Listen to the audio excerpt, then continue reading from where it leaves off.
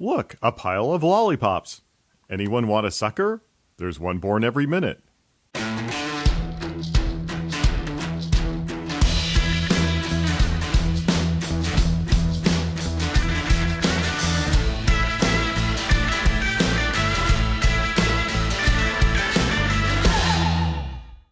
Welcome to Gadget Blues. In today's video, we are going to be taking a look at Speedplay Zero versus Shimano pedaling systems, specifically Speedplay Zero Titanium versus Shimano Dura Ace. Both of these systems have several grades of pedal available. For example, Shimano has at least 105, Ultegra, and Dura Ace versions of the SPD-SL system. But the reason I'm focusing on Dura Ace is because unlike other Shimano components such as group sets and so forth, the difference between these pedal levels is dramatic when you hit Ultegra versus Dura Ace. Whereas with group sets, for example, there is a fairly smooth progression of performance and weight from 105 through Ultegra through Dura Ace. There is quite a cutoff between Ultegra and Dura Ace for the pedals because these use a completely different bearing system that is far more durable in the Dura Ace than it is in any of the lower pedal systems from Shimano. Most people, when looking at Shimano components, will expect that smooth increase in performance across the component levels. So it's important to get the word out that there's quite a difference with Dura Ace. The bearing system is far superior to the lower grades. That's why today we'll be focusing on Dura Ace versus Speedplay Titanium rather than the other grades of either. As you can see, I've got quite a pile of Speedplay pedals here, and the reason I don't have an accompanying pile of Shimano pedals is because they are all on my bikes. I switched from Speedplay to Shimano a couple of years ago, and I have not looked back. The reason I initially went with Speedplay is because I had been using Shimano SPD. Shimano SPD is an incredibly durable and easy to use system that spans both mountain and road as well as cyclocross. So it's a great system to start with. If you have not gotten into clipless pedals before, I strongly recommend starting with SPD. It's very, very easy to use.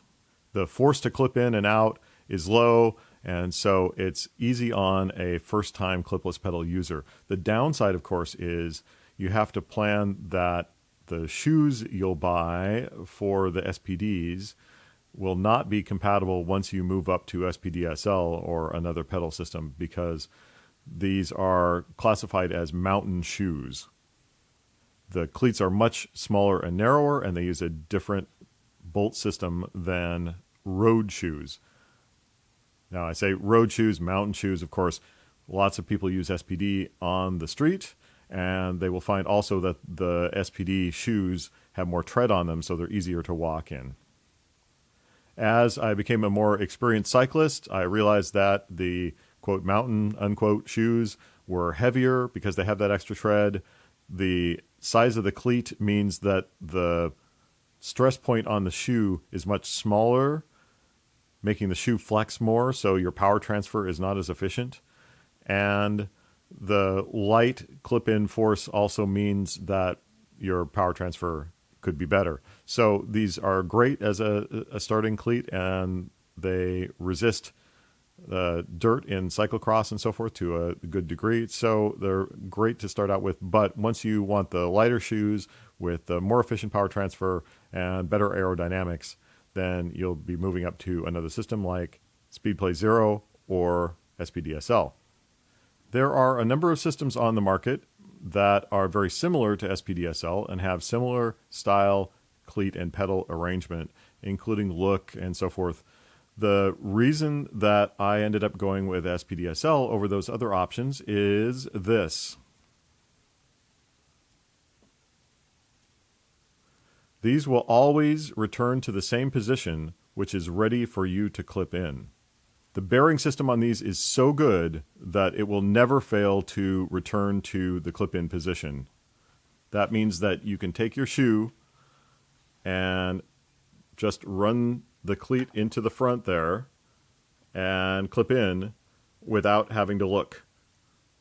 That is a huge plus. The reason I initially went with SPD is because it's double-sided, and I figured it would be much easier for me to clip in without looking with a double-sided system. And that's what led me to Speedplay. So once I decided that I wanted a pure road system with those advantages I mentioned, I thought, well, Speedplay is double-sided, so this would be much easier for me to clip in and out of. And it turned out that in the long run, that was not the case. Not only do these require a bit more force or weight on them to clip in than SPD-SL, but they end up in random positions. And even though they're double-sided, you usually have to kick them over a little bit before they're in the right alignment to clip in. This, combined with the automatic return of the Dura Ace pedals, means that there's really no advantage in these being double-sided at all. If you are looking at Speedplay pedals because they're double-sided and thinking that is going to be easier, I really don't think that is much of an advantage, if any. Ultimately, I prefer the predictability of the Dura Ace pedals always returning to the same position over two sides that may be in a random position.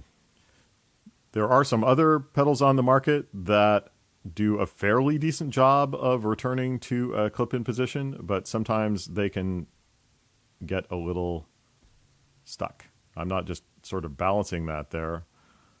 It's a little gooey feeling compared to the Shimano. So I would encourage you, if you're looking at any similar cleat system to SPD-SL or Look or whatever, that you actually pick up the pedals in question and see if they are rotating really freely and always return to that clip-in position, because that's the huge advantage.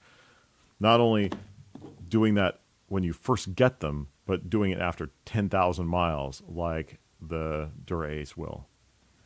That's not to say that Speedplay don't have other advantages. The two main other advantages that they have is the stack height, that is, the total height of the pedal and cleat system on the shoe is a little bit less than Shimano.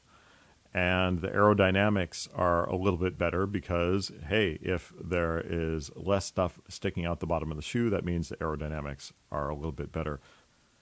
Speedplay also talks a lot about their float adjustability. Now, float is the ability of the shoe to move left to right on the pedal without unclipping so that your knee has a little bit more flexibility. And these are fairly infinitely adjustable in terms of the amount of float that you can get on Speedplay, because there are these two screws here on either side, one of them controlling the outside float and the other controlling the inside float. And this ring in here, this clip ring with the little bit that sticks out there on the end, hits the screw on either side and controls the amount of float. You can have 0 or you can dial in as much as you like, although if you dial in too much float, it will be difficult to unclip at the right moment. It might cause you to turtle. And if you put too much float on the inside, you may hit the crank arm with the bone on your ankle, which can be painful. So I think that the float adjustability is a little bit overblown. Yes, the float itself is a little smoother than on Shimano because of this ring in here, though you have to keep it lubed, as I'll get to in a minute. But the amount of float is really not that much different than Shimano, because in Shimano you actually have 3 different cleats to choose from. You've got red, which I don't have here, which is 0 degrees of float. You've got blue, which is 2 degrees, and you've got yellow, which is 6 degrees. I don't think that you need any more float than the 6 degree provides. In fact, one might argue that in most cases the amount of float that you need is based on how precise your bike fit is. Because if you have it completely dialed in with the cleat in just the right place from your bike fit specialist, then you don't really need that much float because you already have things aligned. Of course, there'll be a lot of folks that might disagree with this, because there's lots of disagreement even among bike fit specialists and so forth about whether float in general is a good thing or if it's just something that makes up for poor cleat positioning to start with. So in terms of general advantages going into this comparison, on the Shimano side, we have the always returning to the clip-in position. We have the incredible durability, which will be stated by anyone who has ever ridden these professionally or amateur. It's an incredibly durable pedal.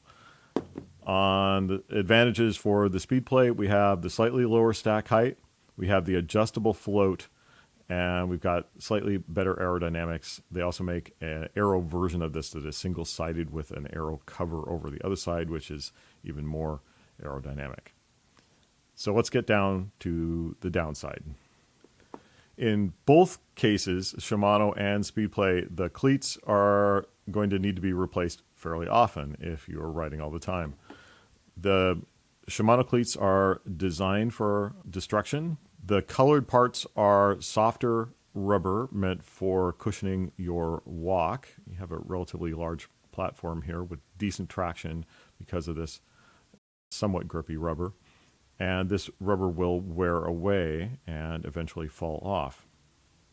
One could argue that Shimano is doing that to make you replace the cleats, but you could also argue that by the time these have worn away, there would also be wear on the plastic from the clip-in points. And so the fact that these wear away and you notice when walking on them that they get clicky because the rubber parts have gone away, that it reminds you to replace the cleat before the contact areas, which are not the colored parts, actually get worn enough to give you impaired performance.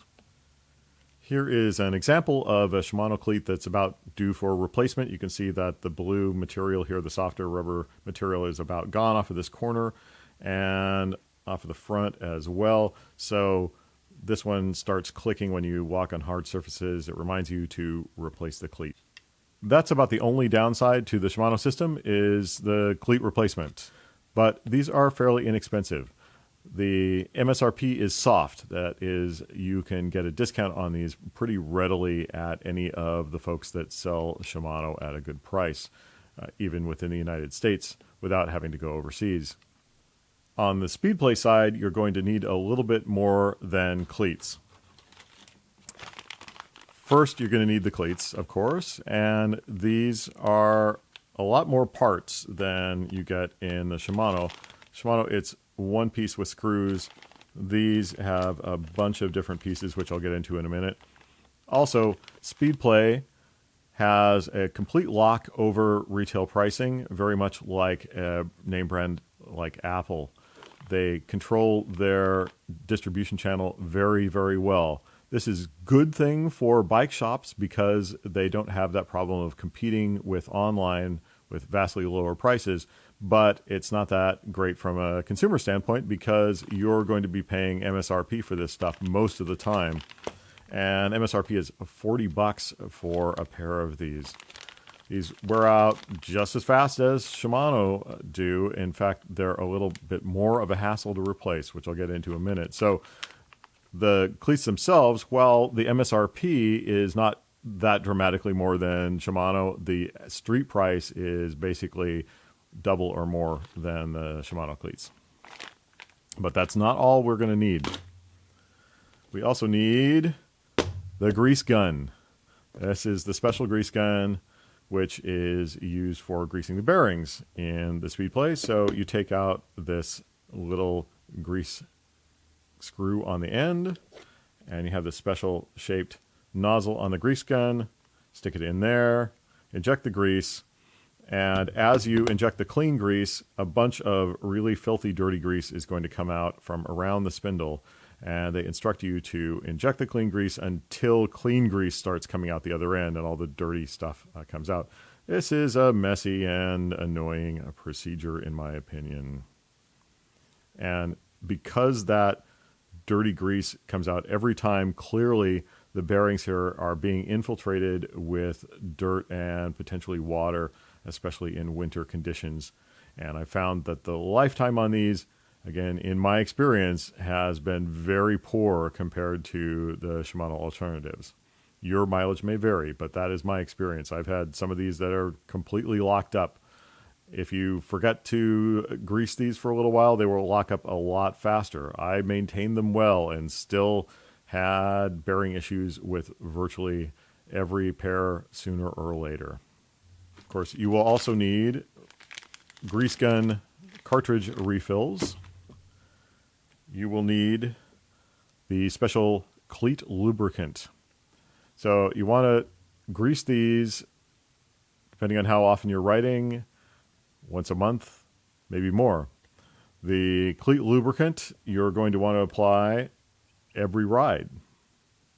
So you apply that to this metal ring here that travels between the metal base of the cleat and the yellow plastic insert there.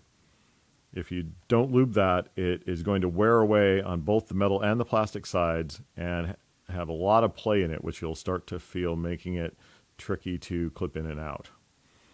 So stock up on the Cleat lubricant and use it every ride. Then sooner or later you are going to need one of these dust cap and screw sets, because the screws will vibrate out and fall off, and then the dust cap, which is easier to see on the red, the black part there around the screw, will also fall out, and that will allow dirt and water to get into your bearing system, so you want to replace that the moment that you notice that it's fallen off. And there's a reason that almost every full-line bike shop and competitive cyclists and so forth sell a kit of 6 of these, because you are going to go through them. You'll notice that on the Speedplay, you are walking on metal on pavement, so that doesn't feel very great. The Shimano are still very stiff and are not the greatest thing to walk in compared to road shoes, but they are workable. These on pavement, they're slippery, and it feels like you're walking metal on pavement. There are alternatives for this. They have 2 different style of cleat covers. They have one style that clips on for walking purposes, and you can carry these in the back pocket of your jersey or your saddlebag if you want to take up space to have these around. These don't last all that long. You can see these are kind of racked up, and actually there's a crack in them there from just a little bit of walking. I only carried these for emergencies, maybe had one flat or mechanical or something where I had to use them, and they're already cracking. They make another version of these that has a hole in the center. You can leave them on semi-permanently and clip on through them. I don't have a pair of those to show you because I kept ripping them off and losing them on the road as I clipped out. If you catch the edge of it, it'll rip them off the shoe and leave them on the roadside. So add a pair of these or the clip-through version to your shopping list if you're looking at Speedplay. Even if you are carrying around a pair of these covers in case you need to walk, you are going to be putting down your foot at the stoplights and so forth, so you're going to get wear on these metal parts. And as you can see here, it's starting to wear through the top of the screws, which are completely vulnerable to wear and the elements. They are also filling up with gunk. Sometimes it's really durable gunk, like mud that is hardened or gum left on the road surface, that sort of thing. It will fill up the Phillips gap there on the screw, so you can't remove the cleat with a regular screwdriver. If it doesn't have much wear, you can take an X-Acto knife and use the pointy tip of the razor blade to clean out the Phillips head, and you might be able to get it off. If you wait just slightly longer than that, where it's not just full of gunk, but you've sanded down the Phillips opening in the screw, you are going to need a Dremel or some other tool to actually notch the head of the screw to get it out of there, because there won't be any place that you can jam the head of a Phillips screwdriver in there. I've had to do that on numerous occasions, slot the head of the screw in order to remove these because they get just jammed in there. On the front of the metal part, you can see that it gets sanded down, so it's sort of a blade edge there. You have to be careful when you're removing these not to cut yourself on the front of that, because it can get quite sharp. This is not the worst example that I've ever had, but really pay attention to these. When you're lubing these every ride, you want to inspect them and make sure that you still have decent openings in the screw heads, because even if the cleat is viable in every other way, if you get those screws sanded down enough, you're going to go through a load of hassle to get them out. So you better proactively replace the cleat as soon as you see them getting to about this state. Here's what eventually happens even if you lube these on a regular basis, because this horseshoe-shaped clip here, which is used to clip in and clip out and also controls the amount of float with the adjustment screws, is riding in between the metal piece and the plastic piece, and you will start to see some wear there. It will dig into the metal. You can see these big gashes here where the metal ring has worn into this part of the cleat. The Shimano cleats attach with the 3 screws right here. The Speedplay use the same 3-hole pattern as the Shimano, so they'll fit the same shoes, but you end up installing 7 screws, because first 3 to put this base plate on, and then another 4, 1, 2, 3, 4, to attach the secondary part of the cleat to the base plate. Now, there are now a few brands of shoes that make Speedplay specific shoes, where all you need is this assembly instead of the base plate, which adapts the 3-hole to the Speedplay 4 holes. So there are shoes now that have these 4 holes right on them.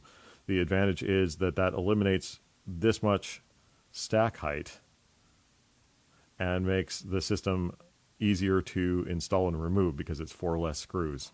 However, those shoes only work with Speedplay pedals, so you have to be a really big Speedplay fan to buy into that shoe system. Now, I mentioned that I've had the bearings go out on a number of these because I was riding them every day in winter conditions, poor conditions, and so forth, trying to keep up with the grease gun, but still, eventually, you'll have the bearings fail.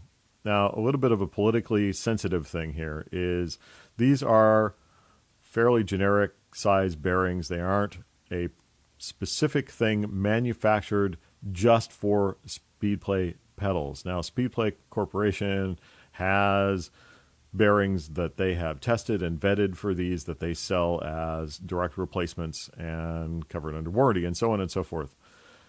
However, I believe philosophically that folks should be able to choose their own option in that regard. If they don't care about warranty and reliability and so forth, that they should be able to put whatever bearing they want in as a replacement. Just as with a bicycle, you can put in whatever bottom bracket you want. It doesn't have to be officially the Cannondale bottom bracket or the Trek bottom bracket. You can go get bearings from whatever provider you want. In the Speedplay case, what's preventing that is if anyone on eBay or elsewhere on the web wants to advertise this generic bearing of whatever quality, they can't mention anywhere it's compatible with Speedplay or use the Speedplay name at all, because they will reportedly get a letter from Speedplay asking them to cease and desist. That's at least according to the forum discussions. I have never tried to sell bearings compatible with Speedplay myself on any sort of e-commerce site, so I can't speak to that myself. Just what I've heard in these forum discussions is that if you mention that word Speedplay in your auction or your website, you will get a call or a letter from Speedplay asking you to stop. Make of that what you will. I think that Speedplay has every right to ensure that when people are buying bearings, they know that they're genuine Speedplay bearings. But I think also at the same time that someone should be able to say these are generic bearings. They are not manufactured or warrantied by Speedplay, but they will fit this application. I think they should be able to say that. That's just my personal opinion. Like with all bicycle equipment, you will see folks in the pro peloton running Speedplay pedals. Just keep in mind that all of this maintenance stuff is done for them by their extensive crew of team mechanics.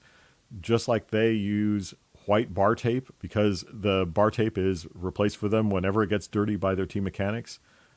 Speedplay, they would never notice if there is extra maintenance involved versus the competition, because it's all done by their team mechanics.